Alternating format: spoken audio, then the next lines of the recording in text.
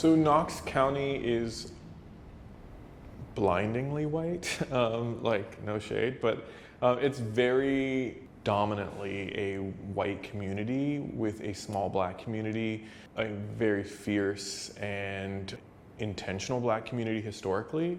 I was aware of this history of racism and oppression that existed in that community just because it mirrors my own family experiences growing up in Southeast Ohio, where you could have a strong black community while also having a large oppressive white community in these counties like Knox County. I'm from Muskingum County. Also, Knox County has a huge history and relationship to performance and theater, and is really intentional about how they engage that history.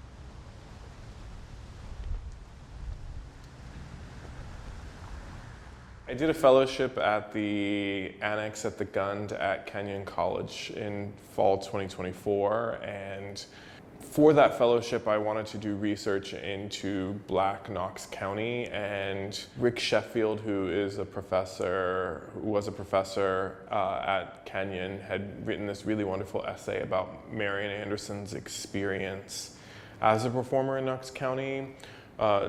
Being denied the right to stay in hotels, also how the social clubs organized and sort of populated by black women in Knox County were the ones who brought her there as part of a larger cultural conversation around like a black community in the area. And so I started thinking about the potential of restaging a performance of hers that had happened in 1939.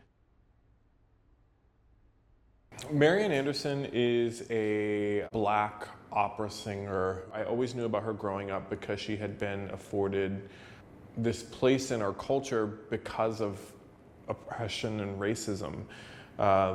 Because the Daughters of the American Revolution wouldn't allow her to perform at Constitution Hall in Washington, D.C., First Lady Eleanor Roosevelt arranged for her to sing at the Lincoln Memorial on Easter Sunday in 1939. And she did this wonderful performance, and 75,000 people showed up versus like, I think the capacity for Constitution Hall was like 5,000 maybe.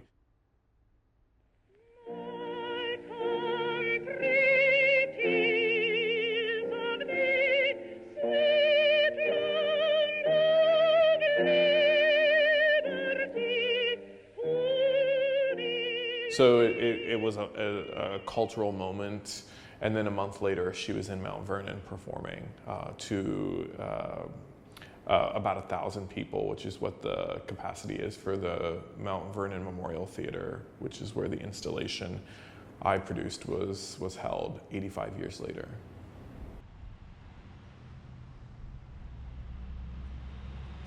Okay, so this is... So like a little less than 17 minutes in or something. Yeah, that's the bow. That's the bow. I remember that. So. And then should just stay dark until the title comes up. Yeah. So that works. Yeah. Yep. Okay. And then I started reimagining a ghost that was on stage performing, and through my own work, I was interested in sort of how I could abstract that through time, slowing down video, but also giving people the opportunity to just be in this empty theater, listening to her music and to hear her voice, you know.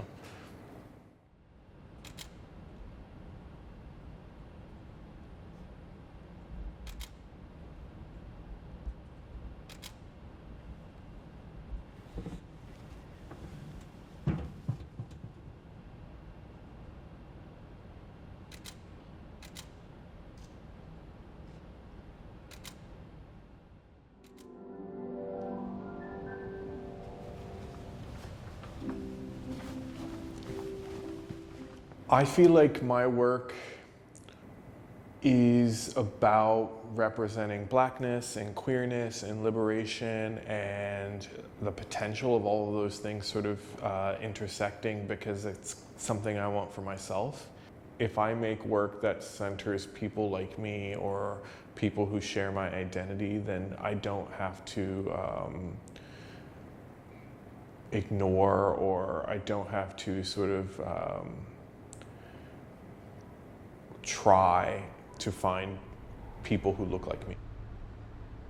I tend to keep lately going back to the idea of performance and movement as a device of Black liberation. One thing about history is that, you know, there's always the story that you read because you went to school and you read it, and then there's like maybe another like story that actually happens, you know, being Black, being queer. There's usually a story that wasn't told, and it usually involves us.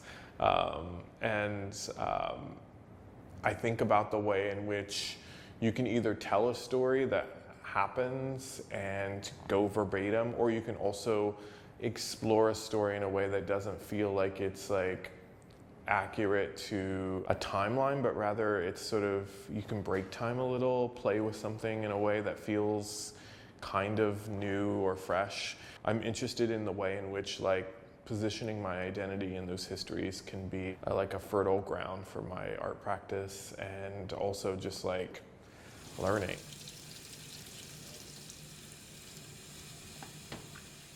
The one image I'll sort of focus on is the image of myself and Xavier Cruz, and we are dressed as Setha and Beloved from the book Beloved by Toni Morrison.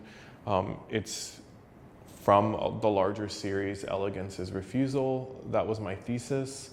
And in the picture, we are holding a chicken, and I'm sort of looking at him adoringly in this way that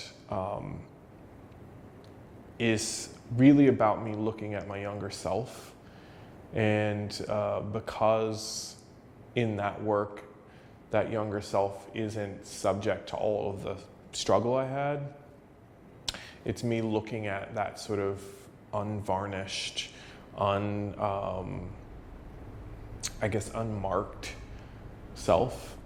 If I could meet my, you know, teenage self again and spend time with him, I think I would just be like, you need to learn how to love yourself. And like, you can't change their path, but you can tell them that that is the thing that they have to do. You know, you cannot go through this life not figuring that part out. It's like the Wizard of Oz. You kind of like, somebody can tell you it maybe, and then you have to go through the whole experience. And then if you end up realizing it at the end, and then you click your heels and all of that sort of fun stuff that happens in the movies. You have to kind of just always believe in yourself, even though like sometimes the things you think are ridiculous. I convinced the theater to let me have the space for a day and play opera music in the middle of rural Ohio. 6 months ago, that was not even in my capacity. And now it feels like something I want to do in a myriad of places. So think of the things you want and find strategies to sort of make them happen.